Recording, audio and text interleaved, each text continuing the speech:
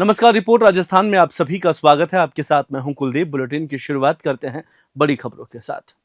राजस्थान के पूर्व मुख्यमंत्री अशोक गहलोत ने उपराष्ट्रपति जगदीप धनखड़ के इस्तीफे को चौंकाने वाला कदम बताया है। गहलोत ने कहा कि इस इस्तीफे से पूरे देश में चर्चाएं हो रही है और स्वास्थ्य कारणों को लेकर उठ रहे सवालों का जिक्र करते हुए उन्होंने कहा कि यह कारण असंभावित लग रहा है। गहलोत ने कहा कि इस्तीफा पूरी दुनिया के लिए चौंकाने वाला है। जो स्वास्थ्य कारणों का हवाला दिया जा रहा है वह पूरे देश में चर्चा का विषय बना हुआ है। अब तक की हिस्ट्री में ऐसा कभी नहीं हुआ कि उपराष्ट्रपति का इस्तीफा लिया गया हो और कई बार प्रधानमंत्री और राष्ट्रपति के हार्ट ऑपरेशन के बाद भी इस्तीफा नहीं हुआ। तो फिर ऐसा क्या हुआ था कि उपराष्ट्रपति ने इस्तीफा दे दिया है? ये घटना पूरे देश को चौंकाने वाली है, इसमें कोई दो राय नहीं। क्योंकि आजादी के बाद में उपराष्ट्रपति के पद से कोई इस्तीफा नहीं हुआ आज तक, पहली बार हुआ है। और जो कारण बताया गया कि स्वास्थ्य कारणों से मैं दे रहा हूं, उसमें आम लोगों को भी और किसी को भी सच्चाई नहीं लग रही है। घटना इस प्रकार मोड़ ले रही है। एक तरफ तो प्रधानमंत्री जी जा रहे हैं, मोदी जी विदेशों में जा रहे हैं, कल परसों दौरे में, आजकल में जा रहे हैं। अचानक उपराष्ट्रपति का इस्तीफा होता है तो देश दुनिया में चर्चा बन गई। और धनखड़ साहब वहां राजस्थान के थे तो राजस्थान वासियों को बहुत धक्का लगा, क्योंकि किसानों की बात जो है वो पार्लियामेंट के अंदर भी और बाहर भी, जब मौका लगा किसानों के, जब आंदोलन हुए तब भी, अब भी लगातार वो उठाते गए। अभी तो कृषि मंत्री जी को उन्होंने खरी खोटी भी सुनाई थी थोड़े दिन पहले ही। और 10 जुलाई को अभी उन्होंने कहा कि मैं 2027 तक रिटायर होऊंगा।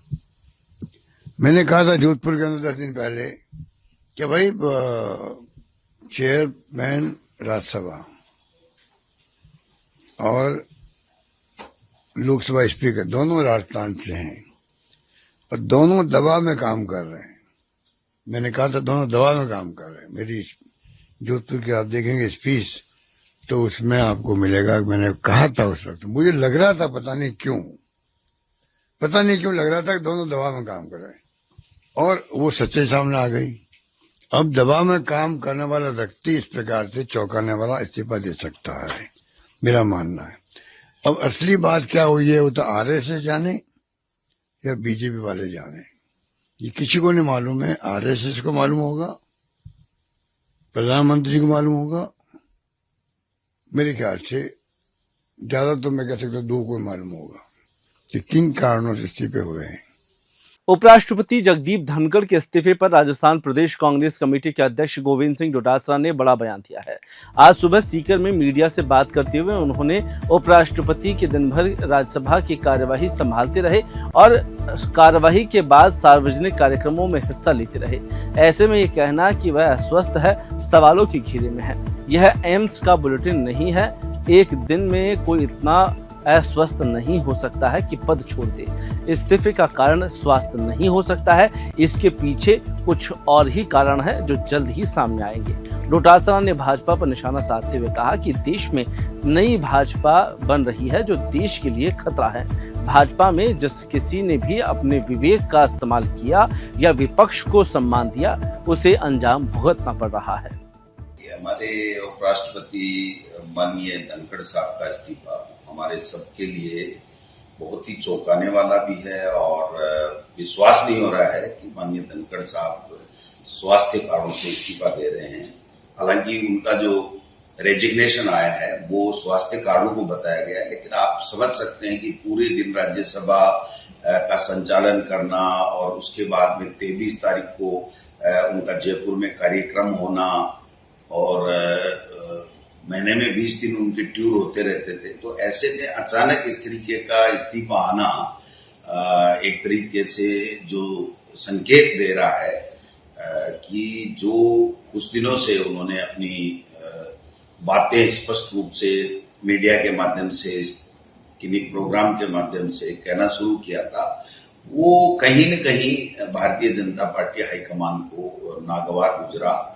और मैं समझता हूं कि धीरे धीरे परतें खुलेगी, लेकिन किसान के बेटों के लिए, किसान के लिए, खेती के लिए इनकी सोच ही नहीं है भारतीय जनता पार्टी की।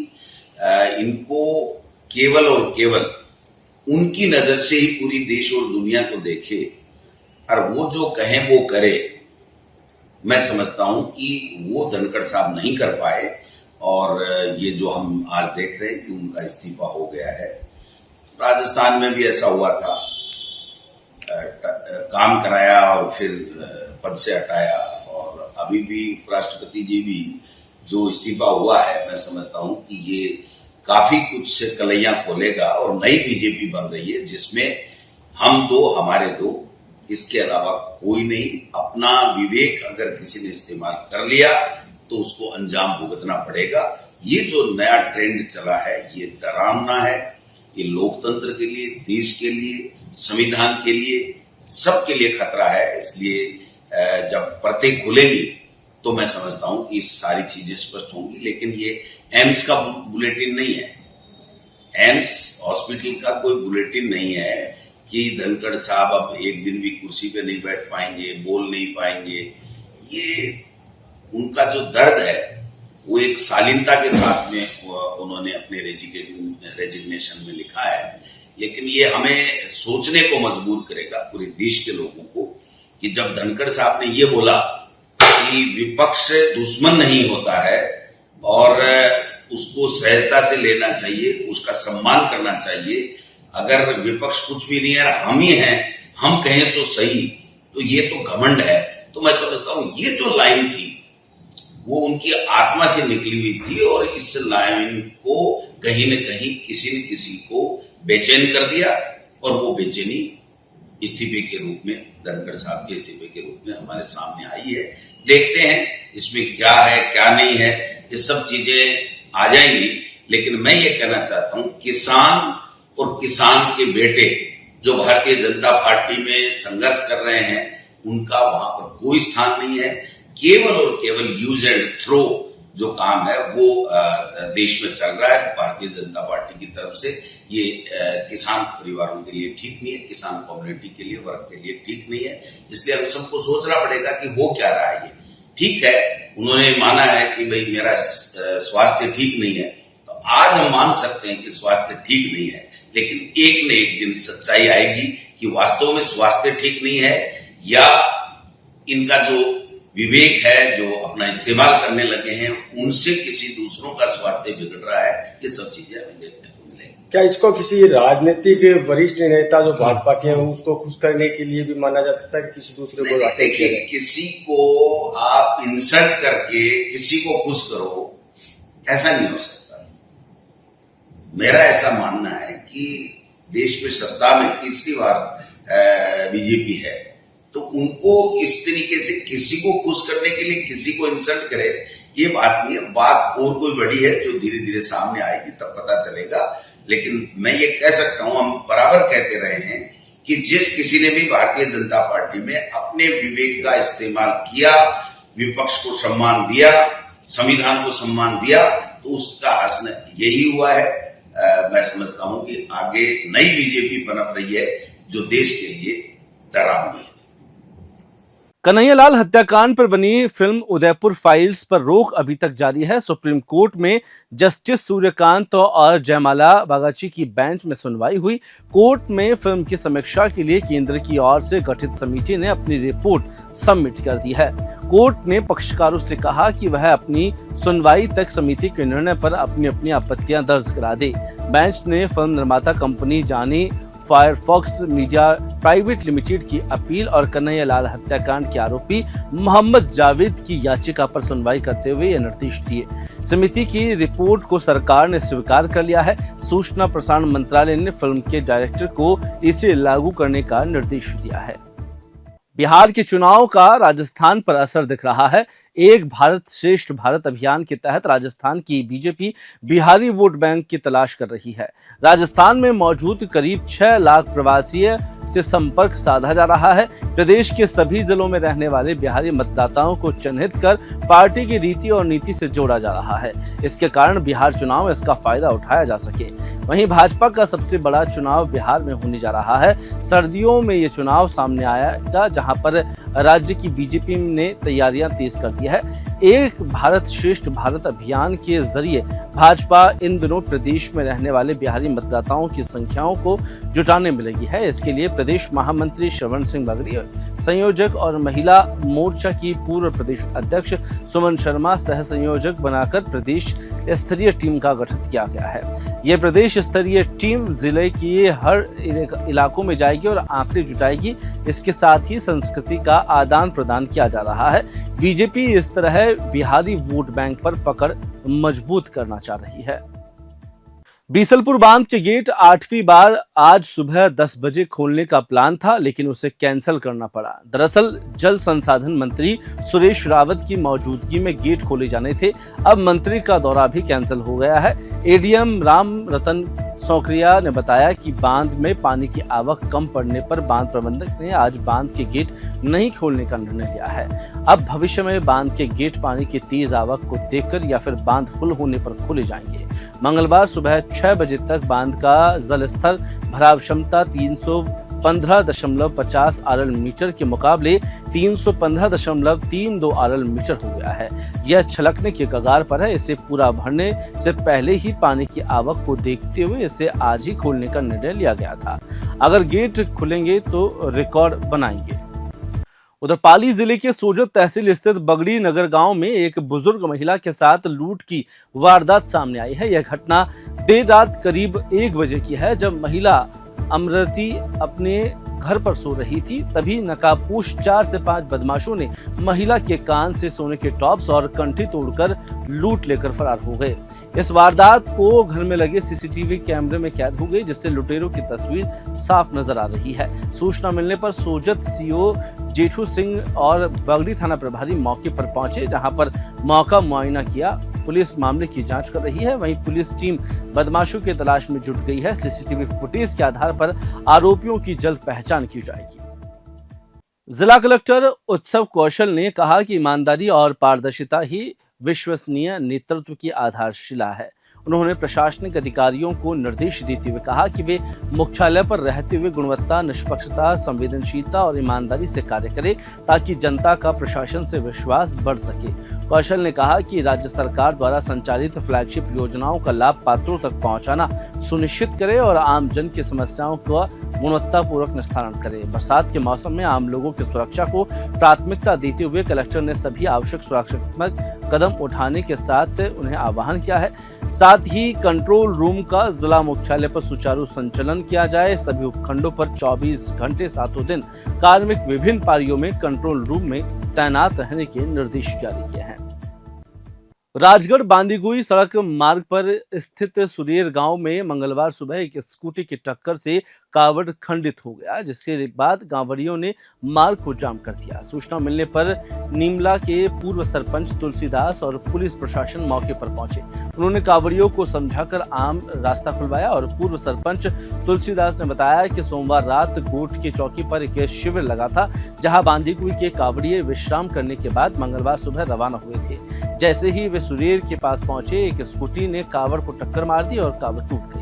इस पर कावड़ियों का गुस्सा फूट पड़ा। उन्होंने मार्ग को जाम कर दिया। मौके पर पहुंचे प्रशासन ने कावड़ियों को शांत किया और अतिरिक्त कावड़ की व्यवस्था की। हाँ सरपंच साहब, क्या प्रकरण हो गया? एक कावड़ थी सामने बांदीकुई की। अच्छा। तो शिविर में अपने गोट चौकी से आ रहे थे पैदल। हाँ हाँ। और वो गोट यहाँ के पता नहीं वो लेडीज के साइड में आके टक्कर लगी, कावड़ खंडित हो गई। और फिर रास्ता साफ करे, फिर हमको फोन करे, हम आए, प्रशासन भी आ गया, पुलिस प्रशासन भी आ गया। हमने टाइम भी नहीं था इतनी, हम कावड़ लेके आए वो गए, तो हमने ये समाधान किया, मना ये कावड़ हमारे पास से उपलब्ध करवाई।